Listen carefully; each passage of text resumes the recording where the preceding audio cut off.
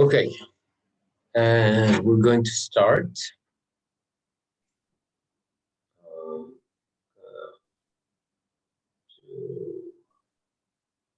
this here, this way.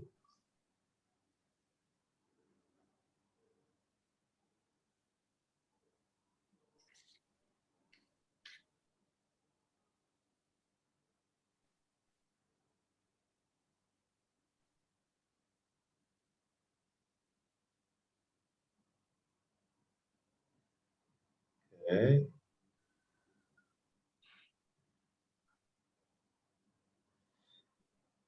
Okay. So very excited to have this class today because you will see it's very, very appropriate that I'm doing it from Jerusalem today, as the topic has to do a lot with the city of Jerusalem. So let's jump right into that. Last time we spoke about the return of Avshalom, and um, here, and it was, as I mentioned before, what happened is that not immediately, but Avshalom goes back to Yerushalayim, and at some point he gathered power, and eventually he started a major rebellion. And this rebellion catches David in a complete surprise.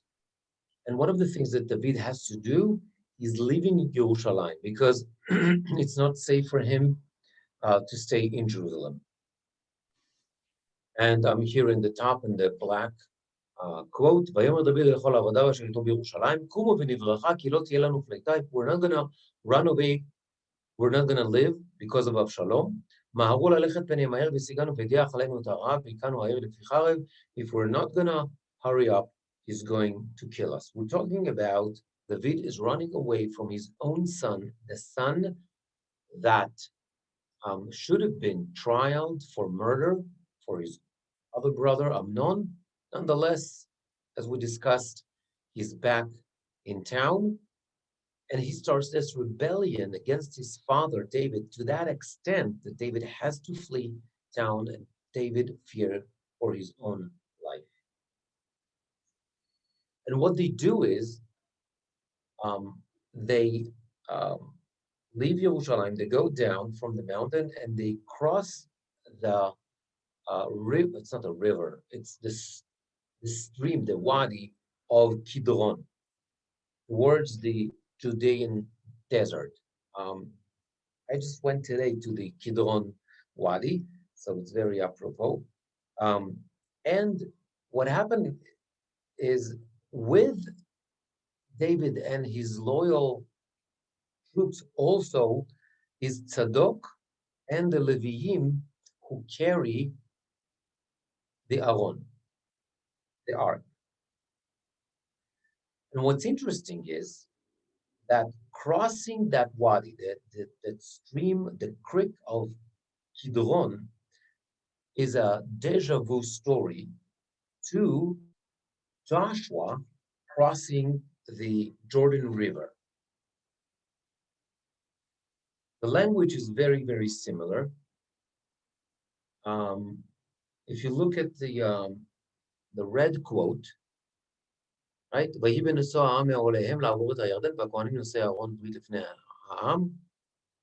Right? The people crossed the Jordan and the Kohanim were holding the ark, and they're all crossing the Jordan until everybody crossed. And almost the same language, the blue quote here, which is the description of David and his entourage crossing the Kidron Wadi. וכל העם עוברים והמלך עובר בנחל קדרון. וכל העם עוברים. והנה גם צדוק וכל הלוויים איתו, and is Tzadok, the Kohen and the Leviim, and they carry the ark. ויציגו ארון אלוהים עד כל העם לעבור מן העיר. And they do that and they cross until everybody crossed the river. Very almost the same language between the two, right? You have the leader of the nation, Joshua and David. You have the entire, you have like their people. In case of Joshua, it's the entire nation. In case of David, it's the people who are loyal to him. And you have the Kohanim, you have the Leviyim, right? The Levites, and who are carry the ark.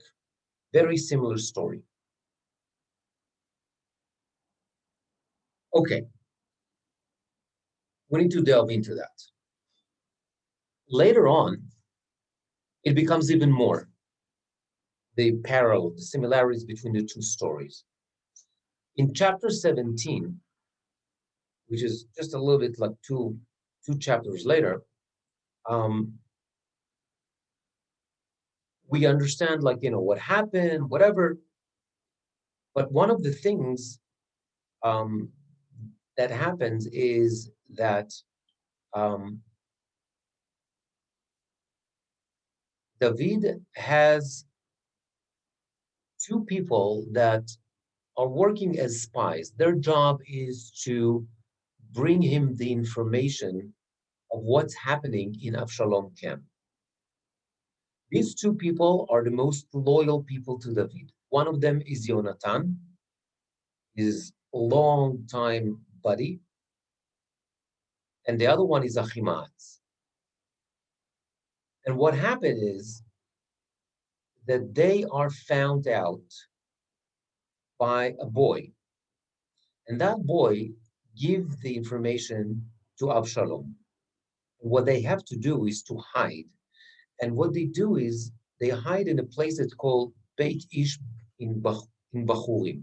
And here starts a scene that is extremely similar to the story of Rachav and the spies, i.e., the two spies that Joshua sends to Israel before they cross the Jordan River. And here's the text. If we look at the green quote, I'm just going to move that up. Right here in the green quote. ויונתן ואחימאץ עומדים בעין רוגל והלכה על שפחה והגידה להם, והם ילכו והגידו למלך דוד, כי לא יוכלו להיראות לבוא העיר. Right? Then they find this refuge in that place, and there's a lady in that place because they can't go back to town. וירא אותם נער ויגד לאבשלום, and somebody sees them and tells Absalom, וילכו שניהם מהרה ויבואו אל בית איש בחורים, ולא בער בחצרו, וירדו שם, and they go to בית איש in בחורים, ותיקח האישה ותפרוס המסך על פני הבאר, ותשטח עליו עריפות, and there's a lady over there who hides them, ועבדו עובדי שלום אל האישה הביתה, ואמרו היה אחימאץ ויונתן, and the people of Absalom, they come and they look after them, ותאמר להם האישה, עברו מיכל המים, ויבקשו ולא מצאו, וישובו ירושלים, and also here, she helps them by saying they were here, but they left, and they're not being found. It's a very much deja vu story to the story of the two spies in the times of Joshua. Let's zoom in. Okay. That's okay. So the similarities between the two stories. We have two spies that are sent by the Jewish leader, right? Achimaatz and Yonatan are being sent by King David, and the two spies are being sent by Joshua. The spies end up at a woman's house who saves them, right? Both Yonatan and Achimaatz end up in Ish Bachurim, over there in that house where that lady, whose name we don't know, she saves them. And also Rachav, in the case of the two spies, she saves them. Next, the king is told about the arrival of the spies. Right? In both cases, Avshalom and the king of Yericho are told. Somehow they find out about the arrival of those spies. Next, both women lie by telling the king's messenger false information. And it's actually, the information is almost the same. Yes, they were here, but they already left. Both women, both Rachav and that woman that saved Yonatan and Achimatz, covered the spies. Right? So Rachav, we know, והיא העלתם הגגה ותתפנם בפשתי העץ הארוחות לה על הגג, right? She took them to the roof and she covered them with straw. And also in the case of David, she covered them with some sort of a sheet, and after that, and on top of that, she put the rifot, probably dry barley. Okay, so both covered. The king's men failed to find the spies. Both the people of Absalom and the spy and the people of King Yericho, king of Yericho, they both failed to find the spies. We have the same language in both cases. Vayivakshu velo matzau. They searched and did not find. Also, both women belonged to the other camp, meaning they were both supposed to help the king. Nonetheless, they helped the enemy, they helped the other camp. Both cases, the spies returned safely and their senders crossed the Jordan River. And in both cases, both crossed, actually, not both crossed the Jordan River, but rather a river. In case of Joshua, it's the Jordan. In case of David, is Kidron, which is not really a river. It's just like a little stream. Okay.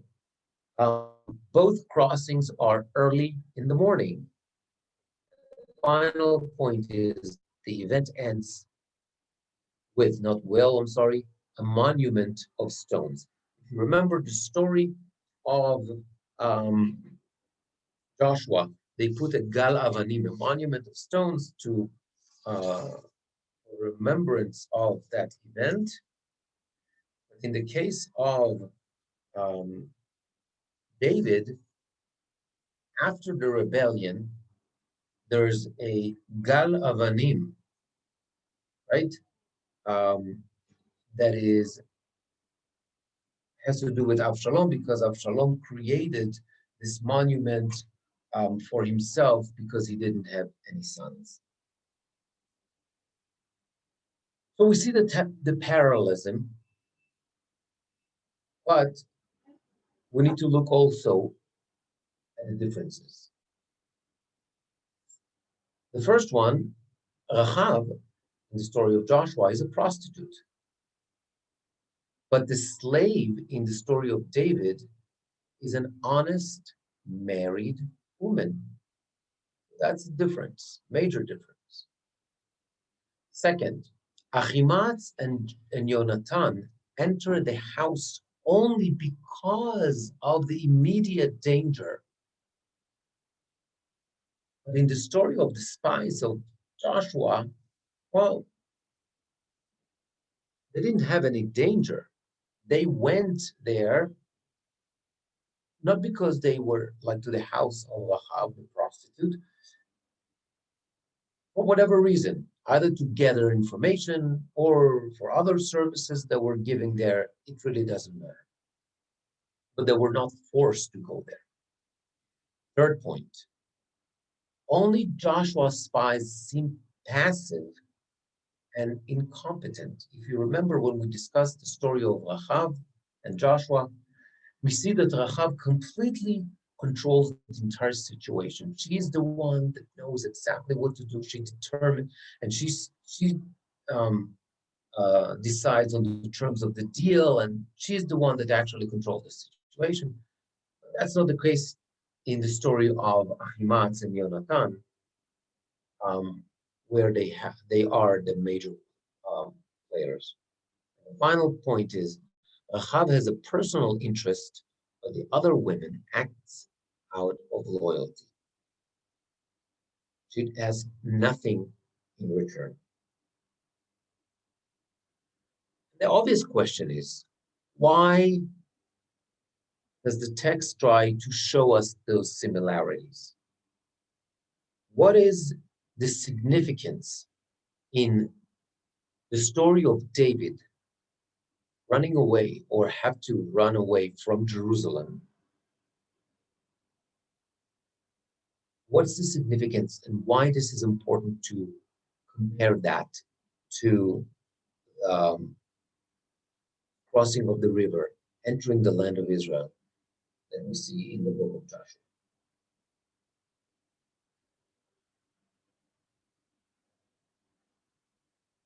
And it seems that the explanation has to do with something fundamental. When David crosses the Kidron, who shows up? Tzadok, the Kohen, and the Levites. What they have the ark, Aaron, the Aaron Berit Hashem. You would think that David is going to be happy about that. But instead of being happy, David rejects their gesture to use the help of the Aaron. Look at the top, at the black quote. ויאמר המלך לצדוק, השב את ארון האלוהים העיר, אם אמצא חן בעיני אדוני והשיבני והראני אותו ואת נבהו. ואם כה יאמר לו חפצתי בך, הנני יעשה לי כאשר טוב בעיניך. Take the ark of God back to the city. If God wants me, then I'll be okay also without it.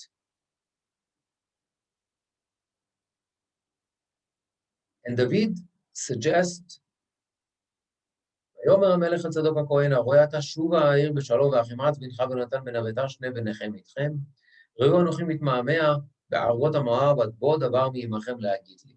And instead he says, the ark needs to go back to its place. It shouldn't be taken away and be carried just to help me. The ark should return to Jerusalem. But instead, Achimaatz and Yonatan going to give me the information. What's the significance? What's the reason that David refuses to take the ark with him? And it seems that this is part of David's entire perception, when you see it at least in the book of Samuel. If you remember, the ark been through a lot of journeys, right? The ark was taken by the Plishtim already in the book of Shoftim, and goes from one place to the other, from one place to the other, blah, blah, blah, until it ends up in Kiryat Yarim. And over there, it stays for a long time. And basically, the Jewish people forget about the ark. It's there for years and years and years.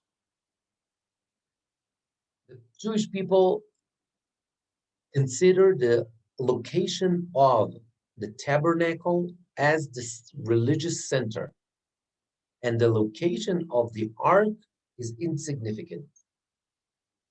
And that continues until David decides to bring up the ark to Yerushalayim. I'm here in it's a very famous scene, the blue quote, ויאמר דוד לכל קהל ישראל אם עליכם טוב, מן אדוני אלוהינו נפרצה נשלחה על אחינו הנשארים בכל ארצות ישראל, ונעשה בה את ארון אלוהינו עלינו, כי לא דרשנו בימי שאול. We need to bring the Aaron back. It didn't happen in the times of Shaul. And indeed, David brings the Aaron back to Yerushalayim, and there was a tremendous celebration. And not only that, if you remember the sad story of Michal, we spoke about that several times, she despised him, his wife, and because she despised him, but Tives lo beliba, and because of that, they get into a major fight. She's punished by not having children. David is dancing and he is ecstatic. And David, by doing that, he's fulfilling an old dream, a dream that he also expressed in one of the Psalms. I'm here in the red quote. You can look at the English. שיר המעלות זכור אדוני לדוד את כל עונותו, אשר נשבע לאדוני נדר לאוויר יעקב. David made a vow to God. אם אבוא באוהל ביתי אעלה על ערש יצואי, אם אתן שנת לעיני לעפעפי תנומה, that I will not rest until the last pasuk, pasuk hey, עד אמצא מקום לאדוני משכנות לאוויר ישראל, until I'll find a place for Hashem, i.e. for the ark. That's not going to rest. So he expressed that years before. The question is, why David brings the Aron specifically to Yerushalayim?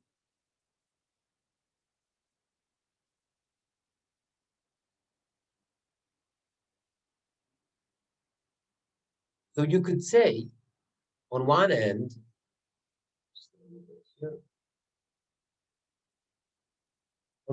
you could say that, well, it has a political interest.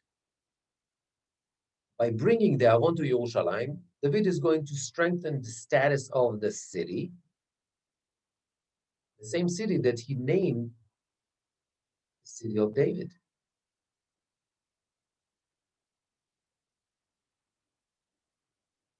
But what we just learned a couple of minutes ago, that he refuses to take the ark with him, proves that what? As far as David concerned, the ark reached its final destination.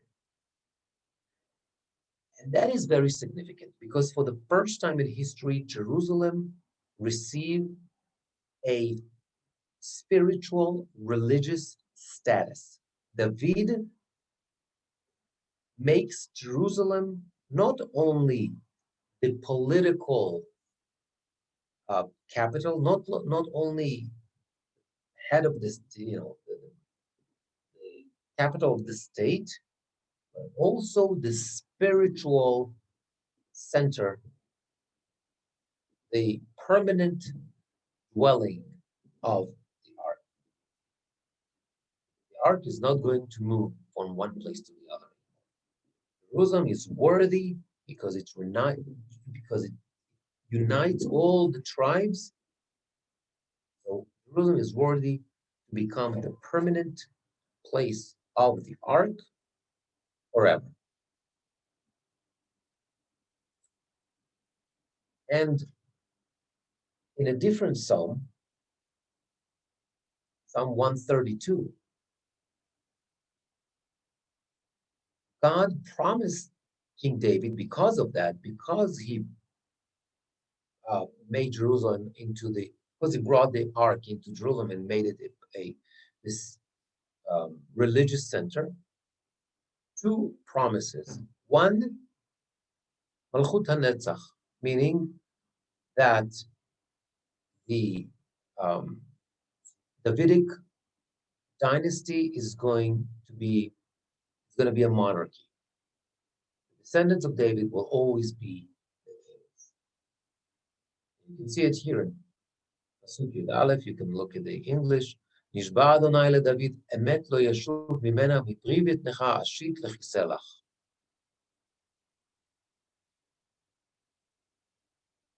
אם ישמרו בניך בריתי, ועדותי זו על למדם, גם ביניהם עד היד ישבו לכיסא לך. Obviously, that's not automatic. The future descendants of David must follow the covenant, must follow the laws of God. If they will continue. That family is going to continue rule forever. And the second promise is that God will dwell in Jerusalem forever. That's the last pasuk here, pasuk 13. כי בחר אדוני בציון, היווה למושב לו, זאת מנוחתי עדי עד, פה אשב כי איוויתיה. Hashem chose Zion, Yerushalayim. He has desired it for his seat. This is my resting place for all time. Here I will dwell, for I desire it. So, what do we learn from that? That what David does parallel or complements what God wants. And Jerusalem becomes the center of Shekhinah, the place of the Shekhinah, religious center, and that is represented by the ark. Now, if that's the case, we understand the parallelism, the similarities to the story of Joshua crossing the river. Because what happens? When David leaves Yerushalayim, up until that point,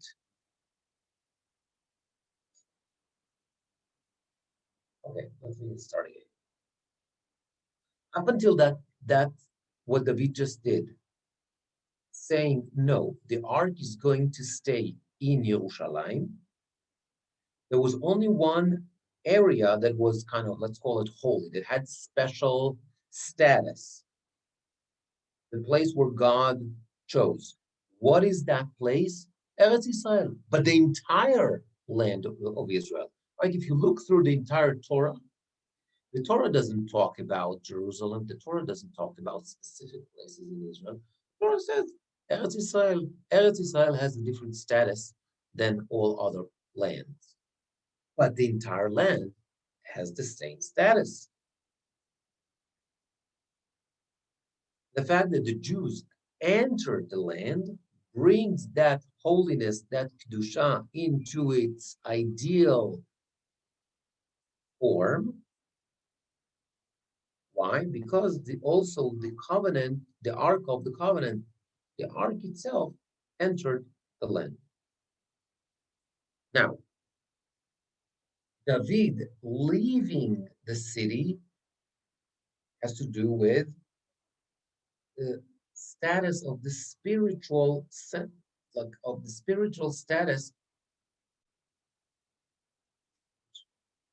has to do with, Jerusalem is the spiritual center.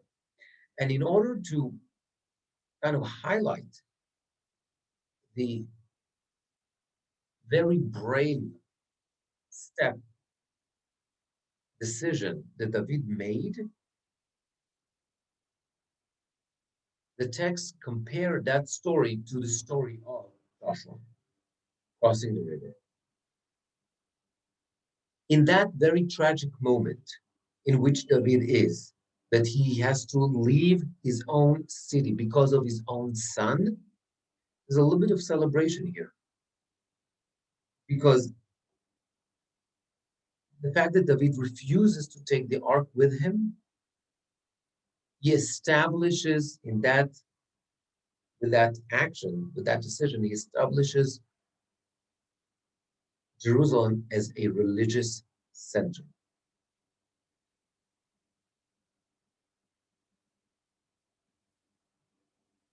And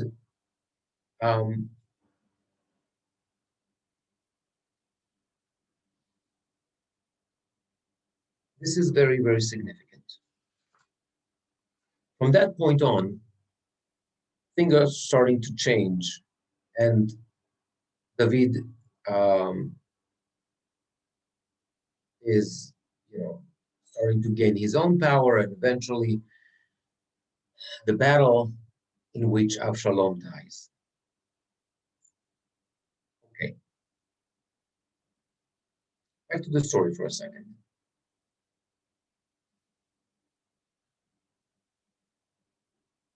David suggests told Tzadok to go back to Jerusalem with the ark and use Yonatan and Achimaatz as spies. And indeed, Yonatan and Achimaatz get very good results, just like the spies of Joshua. And actually, the information that Achimaatz and Yonatan gave David was the turning point which helped David win the battle. So David is now on the rise, both in terms of numbers and also in terms of sources. And it seems that he's going to win the battle. And all he's concerned about is Lanar Avshalom. He's concerned what's going to happen with Avshalom. Doesn't matter what happened, but all the stuff that Avshalom did to him, he's still concerned what's going to happen with Avshalom. That's his son. And as I mentioned, there was two monuments of stones that represents the end of that episode. One was, and we're talking about two sets of monuments. One was put together by Joshua and the people, right? That ends that process of entering the land of Israel. And the other one was placed on Avshalom, the body of Avshalom, representing the end of the rebellion. Those two monuments on the two sides of the Jordan are kind of two witnesses for the same story, but in the opposite direction. They have a very similar message.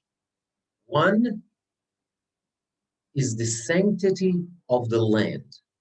Joshua, by crossing the Jordan, entering the land, establishing Israel is as the Holy Land. Something that started already from the Torah, ends with that act. Same goes with David. It's the sanctity of Jerusalem. So it's the sanctity of the land of Israel, the sanctity of the city of Jerusalem. Now, everything we said is the way the story is described in the book of Samuel. But in the book of Chronicles, there's a different angle on that story of the choice of Jerusalem. In the book of Chronicles, the rebellion of Avshalom is not mentioned at all. And also what's not mentioned is David establishing Jerusalem as the place of the ark and the temple by day. Instead, there's a description of a different story. It's a story that is described also in the book of Samuel, but the book of Chronicles takes it to a different, it has a totally different meaning. And it's the story of Goren Arnan. What's the story of Goren Arnan? It's the last story in the book of Samuel. And one of the last things that happens in the book of Samuel, David is doing a census. And because of that, there's a plague. Make a long story short, the plague ends when the angel, look, it ends in Goren, Aravna, the Jebusite. The barn of Aravna, the Jebusite. And over there, the plague ends.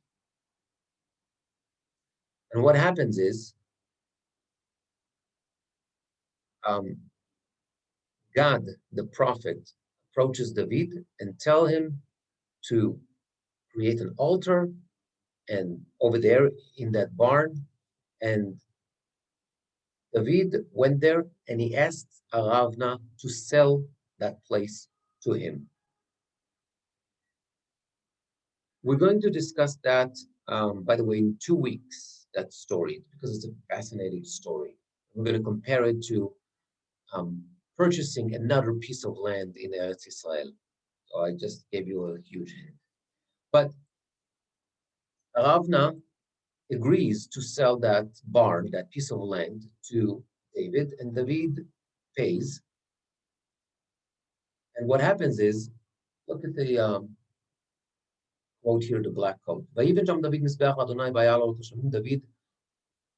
builds an altar and he sacrifices.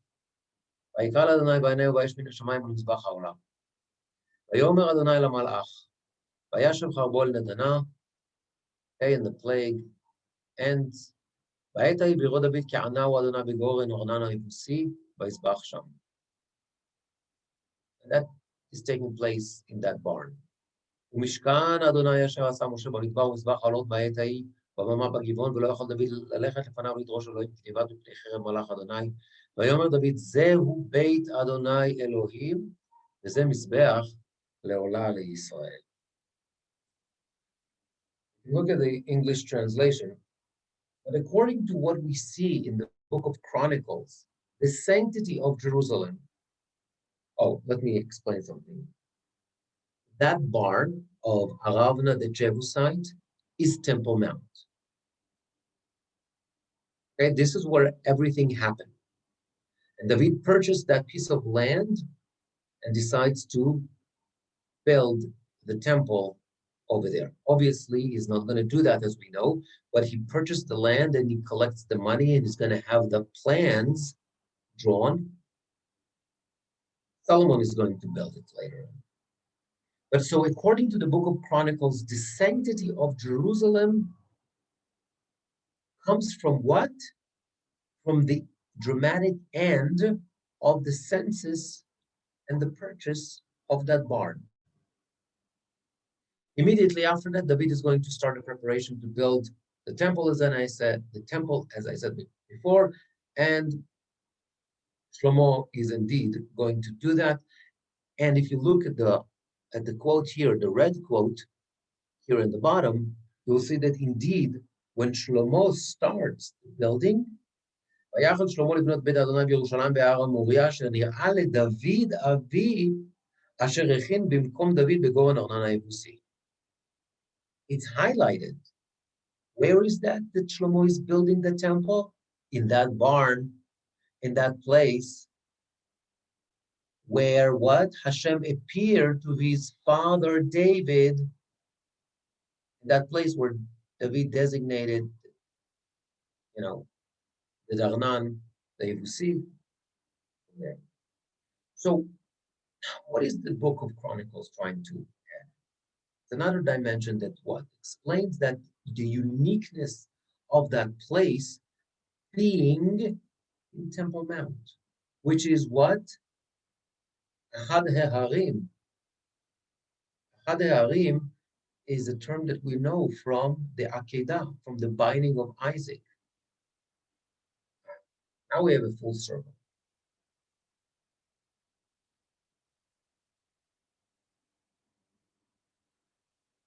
The book of Chronicles also creates a parallelism to the story of Joshua. Why? Because the book is trying to highlight that the story of the barn is not only another tragic event in the life of David, but rather it's also a historic moment in the choosing of Jerusalem as the place of the temple. How that's happening? In the description of what the angel,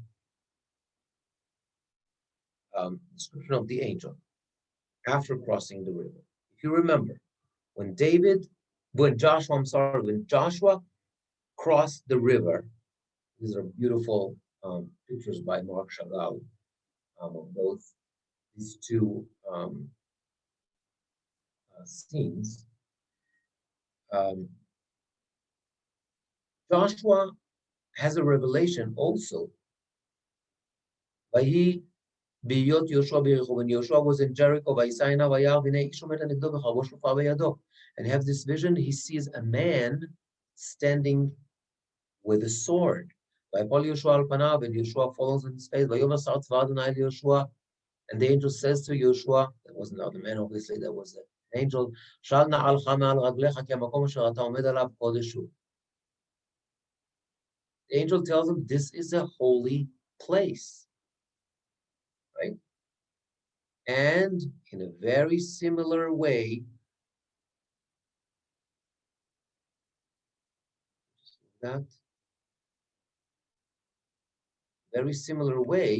with David. ויישא דוד את עיניו, וירא את מלאך אדוני, וחרבו שלופה בידו, נטויה על ירושלים.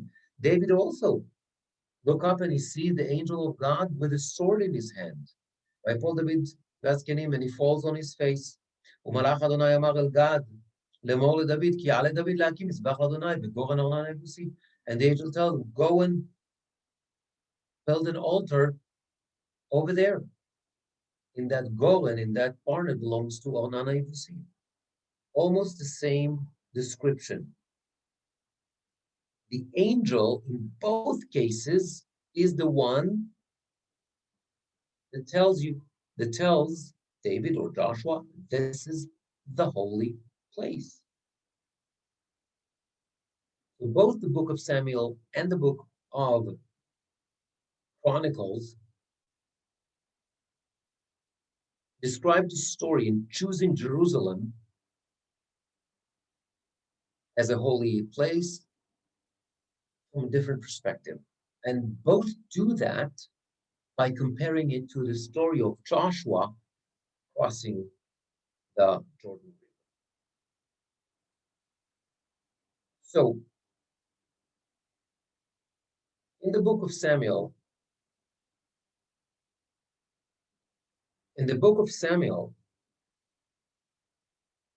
why Jerusalem was chosen, it's because of the decision of a human being, King David, while running from Avshalom. What about the book of Chronicles? It's because God tells him. That eventually we'll learn that's the place where the binding of Isaac took place also. In both stories, we're talking about a time that is very difficult to David, and therefore it was necessary to highlight the celebratory element that in first look doesn't seem like the main story. The text, but the text does it by comparing, by drawing our attention to the story of Joshua. Because Joshua went into a holy geographical area, Eretz Israel, here entering a yet again holy geographical area, Jerusalem. The book of Samuel highlights human effort,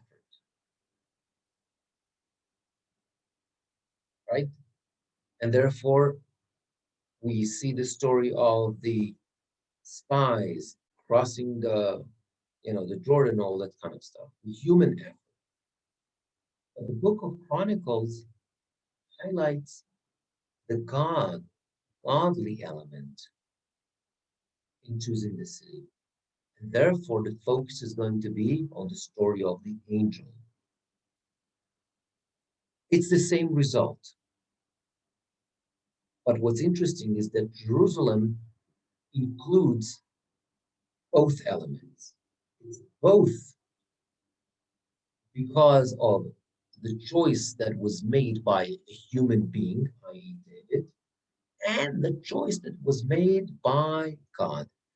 Both chose Jerusalem, which tells you that many times, and that's a message, God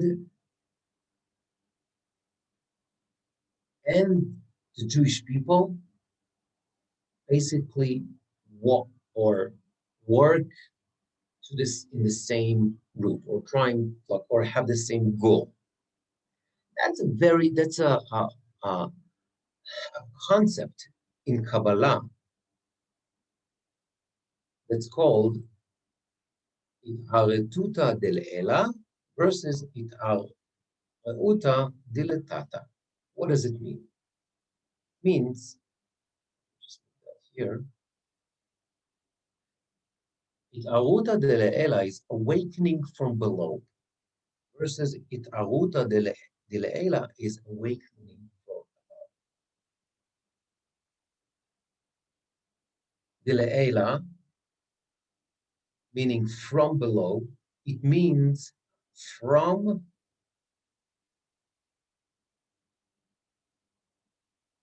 God to the Jewish people. Itharuta dilettata, it's awakening, right? It's awakening from above, that's from God to the Jewish people. The Le'ela is awakening from below, it's going upwards, it's from the people to God. Let me give you a couple of examples to explain that concept. The Exodus. So the Jewish people didn't do anything, and therefore they were not by themselves, by their own efforts, they were not worthy to receive the Torah. But what happens? Then it's Sfirat HaOmer, right? Right after Pesach, the Exodus. Then we're talking about the self effort, the fact that they worked on themselves. And because of that, because of their own work on themselves, they married to receive the Torah. Okay, so that's an example. Basically, we're saying is that sometimes it's God that start the process and makes you walk in a certain way or makes you get somewhere. But sometimes it's the opposite. A person has that inspiration, or the person starts a process, and with the help of God, it becomes a reality. What's interesting, look here at the bottom, the Zohar says, Ein התעוררות מלמעלה שלא תקדם לה הרעות. התעוררות מלמעלה. Every awakening from above is preceded by awakening from below. Extremely, extremely important. Means you cannot stay passive. You cannot just like, well, God is going to help me. I just need to sit here and do nothing. According to the Zohar, you want God to help you? You must start the process. It's the difference between being reactive and proactive. Back to our story. There was a combination, both human effort and godly effort in choosing Jerusalem as the holy place. But both God and David choose it, and therefore it works. I want to take this for a second in a different angle. This idea of holiness, choosing a place as holy. I want to explain it, both in terms of godly and human, let's call it intervention.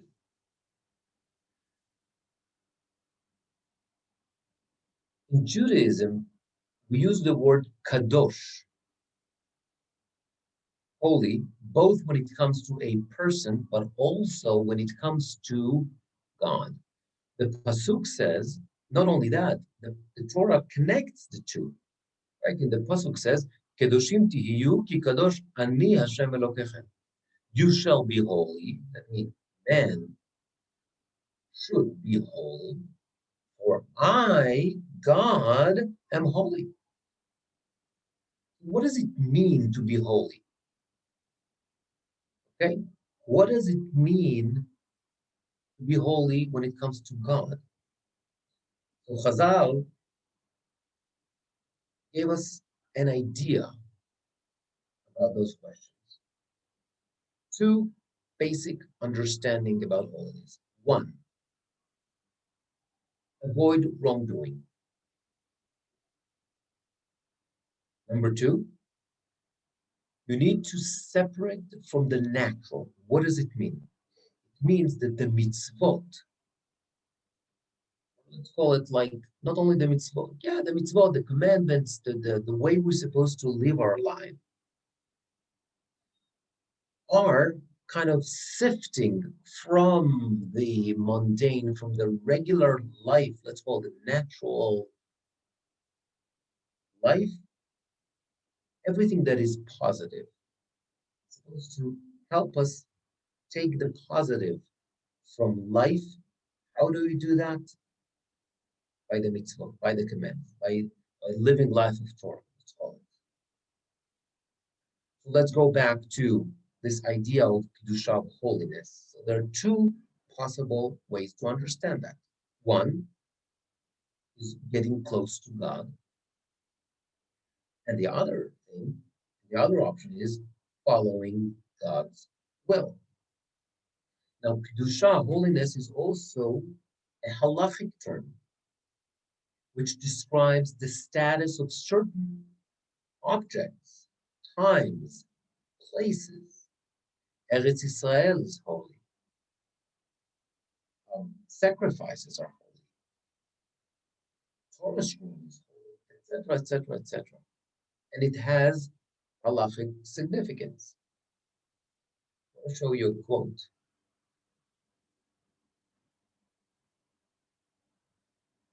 Of Soloveitchik. Actually, two quotes from two different places. Holiness is created by man, by flesh and blood. Through the power of our mouths, through verbal sanctification alone, we can create holy offerings of the temple treasury and holy offerings for the altar. Remember, we no longer have korbanot. What replaces the korbanot? Tefillot, prayers. We have the power to create holiness. How? Tefillah, because tefillah replaces the korban. The land of Israel, I'm in the third line. The land of Israel became holy through conquest. Jerusalem and the temple courts through bringing 2 loaves of thanksgiving, i.e., in simple words, Jerusalem, as we just learned, the temple courts, the land of Israel, through human effort. It is man who sanctifies space and makes a sanctuary for his creator. Beit HaMikdash, even the temple itself, became holy because we, people, Solomon at that time, made it such by designating it for that purpose. Okay? So, Kedusha, holiness, is a human action. Kedusha does not happening by itself. It's human effort. Let's continue. Holiness, according to the outlook of halacha, denotes the appearance of mysterious transcendence in the midst of our concrete world. The descent of God, what we call Shekhinah, whom no thought can grasp, onto Mount Sinai, the bending down of a hidden and concealed world and lowering it onto the face of reality. So Shekhinah, the presence of God, is something that happens in our world, very practical world, and it's an outcome of our action and actions. Think about it. Eretz Israel became holy because the Jewish people had it. Jerusalem became a holy place because David made it. The temple became holy and not just like a any other building because Solomon made it. So let's move to our own own examples for a second.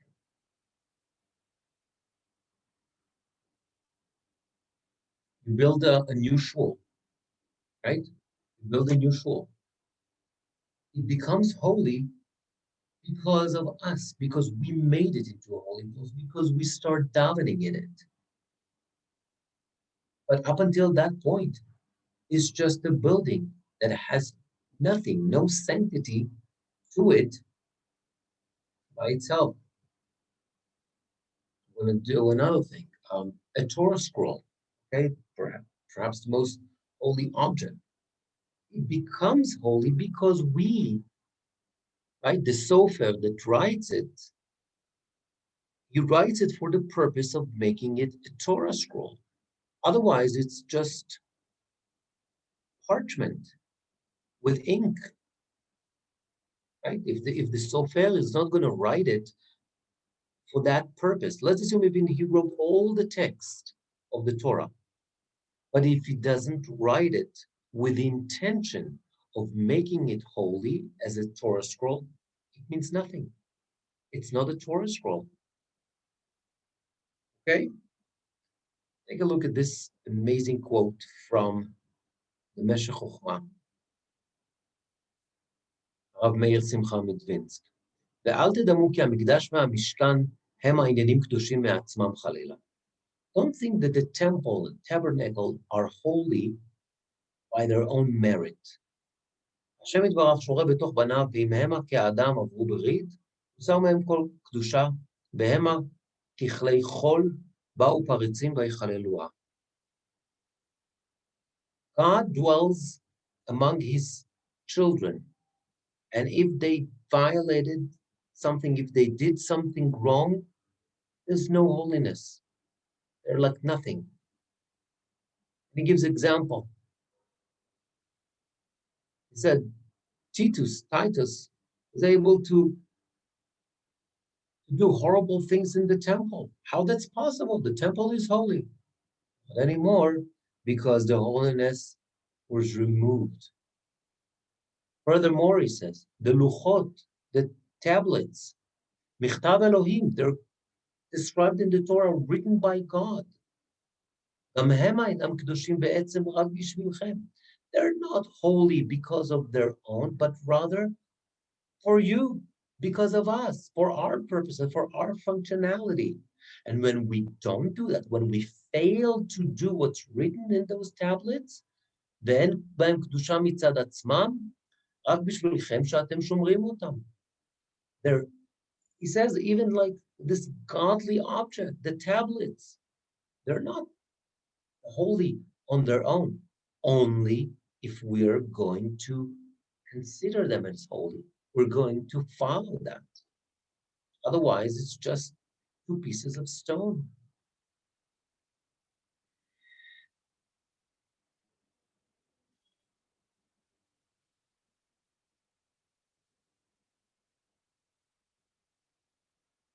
But is this the only way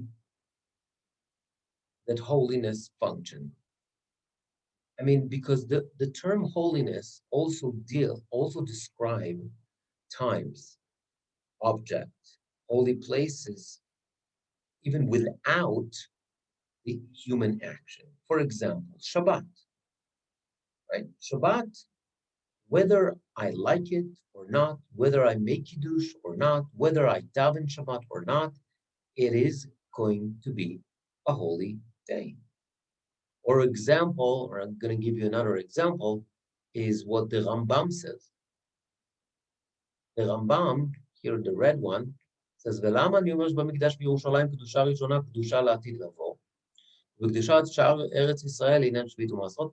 Okay, the Rambam basically says that certain parts For example, Temple Mount, just going to summarize it. Temple Mount, for example, yes, the initial Kedusha was created due to human effort, but after that, it continues. Whether we are there or not, whether we do the right thing or not.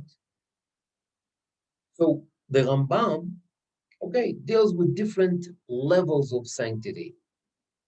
And he said certain Kedushot stay there forever. Fine. Look at this quote, but he is, by the way, the only one that says that. Look at this quote um,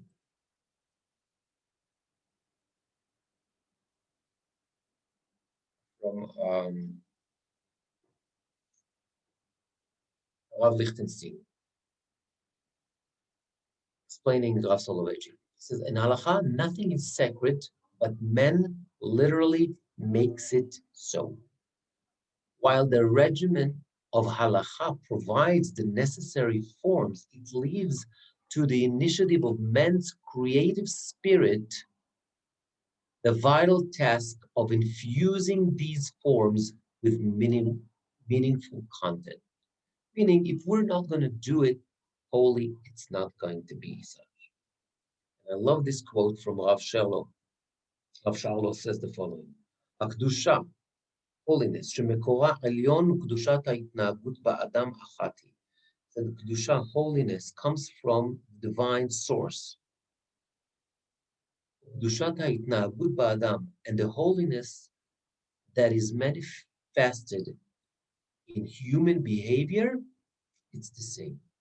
In other words, there is no such a difference between holiness that comes from God and holiness that comes from people. It's the same thing. What's the difference only? רק מציאות בעייתית וליקויי התנהגות הם שמנתקים ביניהם. Problem, issues in, he calls it reality, problems, lack to understand or to act in a certain way. That would create that dissonance or the difference, seemingly difference between Kedusha that comes from holiness, that comes from above, and a human effort. I think is at least to me, is an extremely powerful message. You want, people are, people say, that's holy, that's that, whatever. אין הדבר תלוי אלא בי. We have the power to create holiness. We do.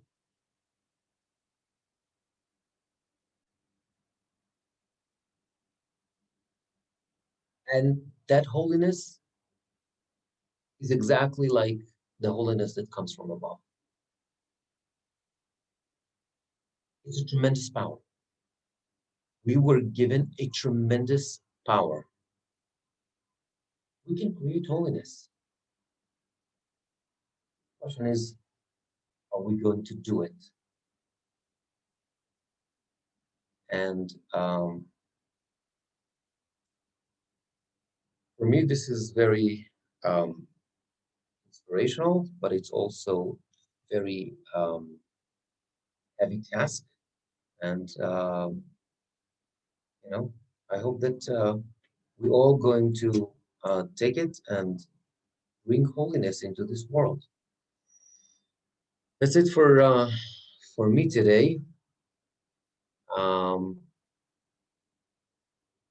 So I invite you to open your mics if you have any comments or any questions.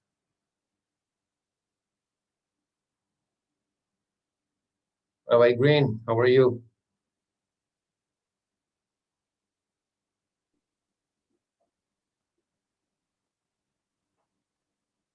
Very holy question.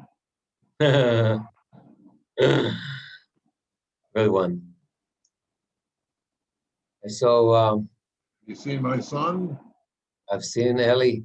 He's in shul every day. Right, yes. My daughter, did you meet her? I have not seen her because I left to Israel, so I'm in Jerusalem now. Oh, So, but Eretz HaKadosha.